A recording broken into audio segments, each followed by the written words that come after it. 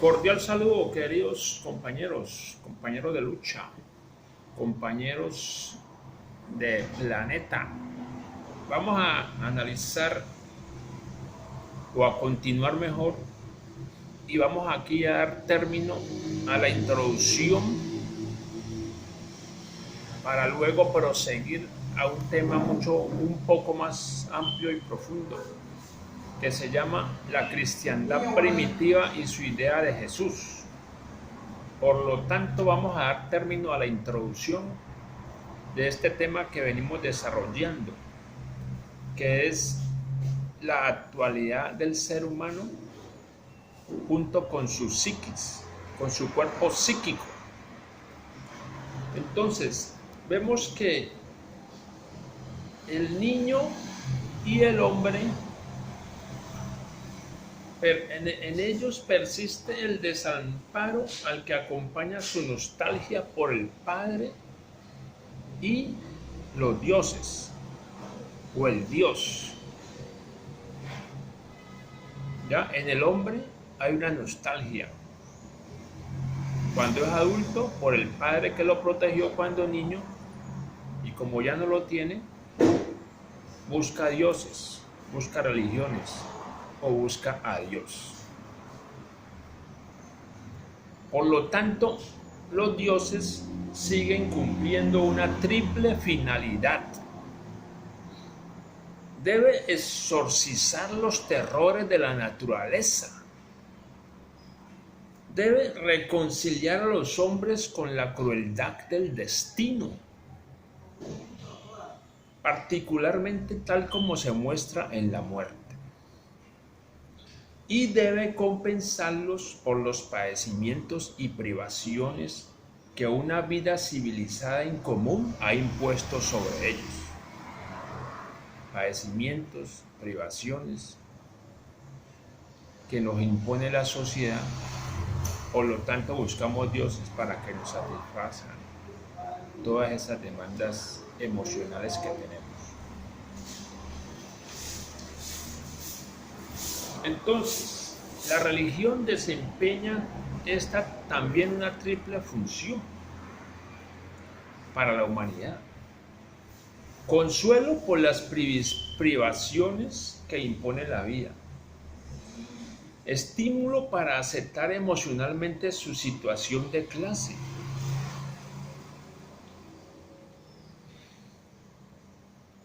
Y para la minoría de quienes nos dominan, también la religión les da un contentillo, porque ellos sienten culpa en el fondo por lo que hacen a las clases menos favorecidas. Alivio para los sentimientos de culpa para las clases dominantes sobre aquellos a quienes oprimen. O sea, la religión ayuda a la clase dominante que no se sienta tan culpable. Y también ayuda al oprimido a minimizar ese sentimiento. Entonces, hasta aquí terminamos esta introducción de esta situación del ser humano. Por lo tanto, vamos a analizar cómo entra a operar la misma religión sobre la base del cristianismo. ¿Ya? Entonces, este estudio se propone probar en detalle lo que se ha dicho por medio de un examen de un pequeño segmento del desarrollo religioso. Se intentará demostrar el grado de influencia que la realidad social de una situación específica ha tenido sobre un grupo específico de hombres y cómo ciertas tendencias emocionales encontraron expresión en ciertos dogmas, en ciertas fantasías colectivas, y mostrar además cuál fue el cambio psíquico producido por un cambio ocurrido en la situación social. Se intentará ver cómo este cambio psíquico halló expresión en nuevas fantasías religiosas que dieron satisfacción a ciertos impulsos inconscientes. Se esclarecerá así que un cambio en los conceptos religiosos está íntimamente ligado, por una parte, con el experimentar varias posibles relaciones infantiles con el padre o la madre, y por otra, con cambios ocurridos en la situación económica y social. Entonces se va a ver el campo psíquico y el campo social, y se va a ver el campo de la situación económica, que es muy importante. Este curso de esta investigación está determinado por los presupuestos metodológicos mencionados anteriormente. Vamos a comprender el dogma sobre la base de un estudio de la gente, sobre la base de un estudio del dogma. O sea que se va a estudiar la gente y se va a estudiar la gente. Se va a estudiar la gente y se va a estudiar el dogma. Y la gente sobre la base del dogma y el dogma sobre la base de la gente. Es un poquito complicado, pero más o menos vamos entendiendo la base de este estudio que vamos a analizar. Hasta donde nos alcance este video, vamos a tratar de dar inicio al tema que venimos abriéndole la puerta. Entonces, se va a intentar describir la situación total de la clase social en la que tuvo origen la primitiva fe cristiana. O sea, la primitiva fe cristiana, ¿dónde se lanzó? ¿Dónde se sembró? ¿Quién acogió esa fe cristiana? ¿Cómo era la situación de esa gente en esos momentos? ¿Quién mandaba? ¿Quién dominaba? ¿Quién oprimía? ¿Qué comían? ¿Qué sentían? Y comprender el significado psicológico de esta fe en términos de la situación psíquica total de estos hombres. Y demostraremos luego cuán distinta fue la mentalidad de la gente en un periodo posterior.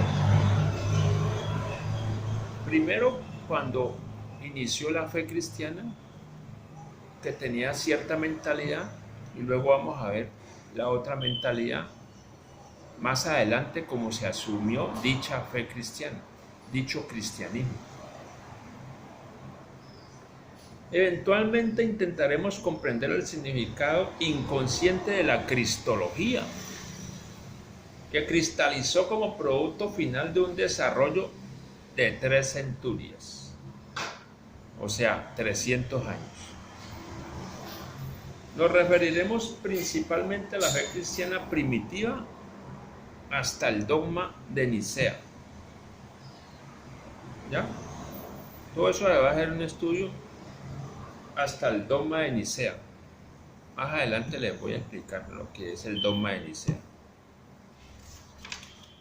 Entonces, para no perder tiempo y aprovechar estos 3 minuticos que nos quedan de video, vamos a dar inicio al tema que les vengo planteando, que se llama la cristiandad primitiva y su idea de Jesús. La cristiandad primitiva y su idea de Jesús.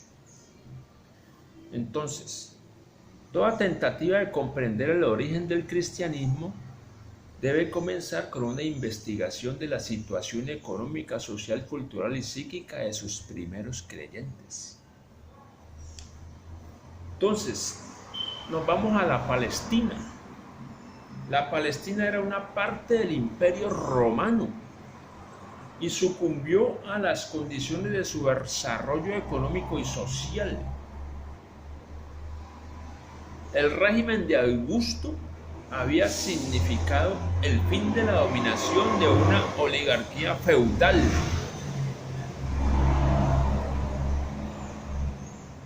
O sea, llegó Augusto y tumbó la oligarquía feudal que había en ese momento con su régimen. Llegó Augusto, el emperador, y contribuyó al triunfo de la ciudadanía urbana. Entonces, el creciente comercio internacional no significó mejoras para las grandes masas. Cuando llegó Augusto y tumbó el feudalismo que había ahí, hubo un creciente sistema económico, pero eso no favoreció a las grandes masas.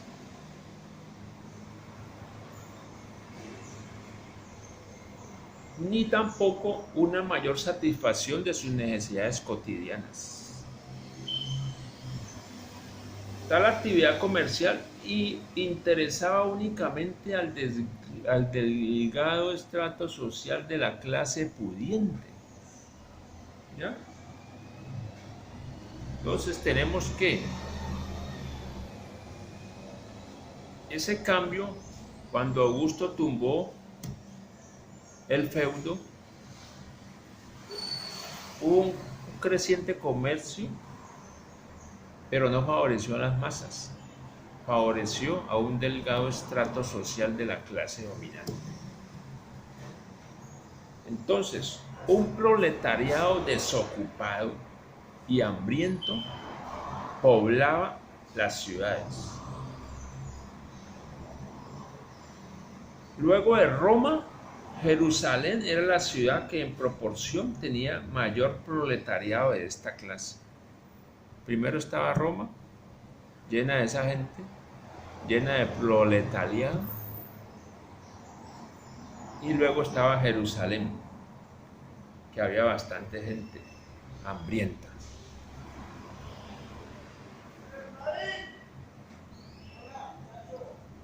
Los artesanos trabajaban en sus casas y en gran número pertenecían al proletariado.